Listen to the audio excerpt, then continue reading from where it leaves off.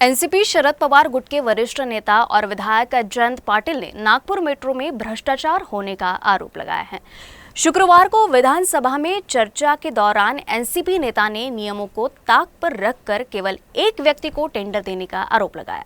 इस दौरान एनसीपी नेता ने उप मुख्यमंत्री देवेंद्र फडणवीस और केंद्रीय मंत्री नितिन गडकरी के नाम का भी उल्लेख किया। पाटिल के लगाए गए आरोप पर भाजपा नेता आशीष शेलार भड़क गए।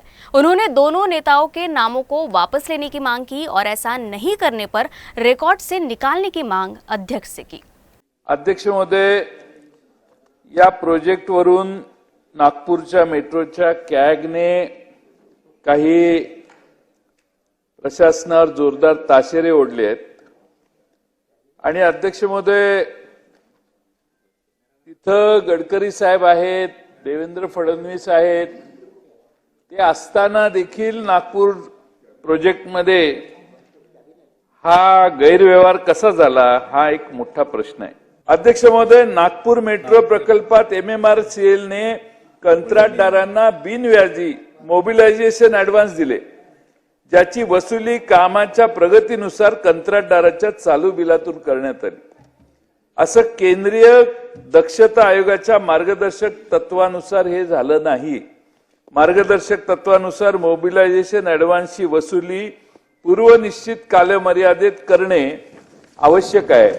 काम संत गतीने सुरू असल्याने मोबिलायझेशन ऍडव्हान्स 130 कोटी रुपये एप्रिल 21 मध्ये वसूल करण्याचं बाकी राहिलं। हे कोणाच्या सोयीसाठी झालं? या कंपन्यांना कोण प्रोटेक्ट करतंय? या कंपन्यांची कुणाचा संबंध आहे? जनतेच्या पैशाचा गैरवापर का चाललेला आहे? आज या सगळ्याची उत्तरं मिळणं आवश्यक आहे। ते बोलताना असं म्हणाले की त्यांनी बोलताना माननीय जयंत पाटील साहेब यांनी, मी शांतपणे पुढचं सगळं ऐकत होतो, पण मांडताना त्यांनी असं म्हणाले की ज्या नागपूरमध्ये देवेंद्र फडणवीस आणि नितीन गडकरी आहेत त्या नागपूरमध्ये असं झालं। अध्यक्ष महोदय, कॅगने काय म्हटलं, तुम्हाला मांडायचा अधिकार आहे। तुम्हाला हेतुआरोप कोणावर करायचा असेल तर नोटीस द्यायला लागेल। जे या सभागृहाचे सदस्यच नाहीत त्यांचं तर नाव घेण्याचा प्रश्नच येत नाही। आणि त्यामुळे अध्यक्ष महोदय, या मांडणीमध्ये मला कुठेही अडचण निर्माण न करताना सुद्धा ही गोष्ट आपल्या निदर्शनात आणून द्यायची आहे की त्यांनी ज्या दोन व्यक्तींची आणि नेत्यांची नावं घेतली, एक सभागृहात नाही, त्यांच्याबद्दल त्यांना काय म्हणायचं असेल तर ते नाव मागे घ्यावं किंवा रेकॉर्डवर ठेवू नये। दुसऱ्या कोणाबद्दल म्हणायचं असेल तर त्यांनी नोटीस द्यावी। दोघांबद्दल विषय नसेल तर स्पष्टता द्यावी आणि स्पष्टता मांडावी की त्या दोघांबद्दल मला बोलायचं नाही। मी पुन्हा सांगतो, यांनी कान उघडे ठेवावेत आणि शांतपणे ऐकावं।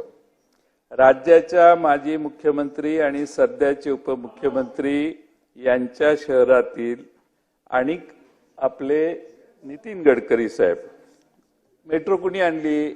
नागपूरला मेट्रो नितीन गडकरींनी आणली, ह्याच्यात तर काही शंका नाही। मी काय म्हटलं, नागपूर शहरात उपमुख्यमंत्री आणि नितीन गडकरी साहेब यांचं शहर आहे, त्या शहरातल्या मेट्रोमध्ये कॅगने हे इश्यू काढलेत।